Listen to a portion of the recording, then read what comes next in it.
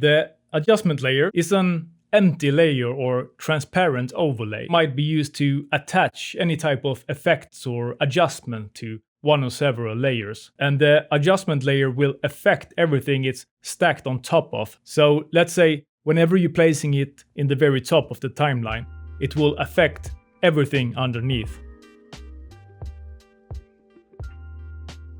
It's a really great one whenever you don't want to stack the effects directly on a layer, or you have a multiple of different type of effects that you want to add to a multiple of different type of layers. Then instead of adding each effect to them individually, you can just use the adjustment layer to affect them all. We can even turn a normal layer into an actual adjustment layer using, for example, the solid layer. However, the actual solid will disappear, but any effects applied to this layer will now affect all the ones below, like a normal adjustment layer. And the adjustment layer, we do Command or Control plus Option or Alt plus Y.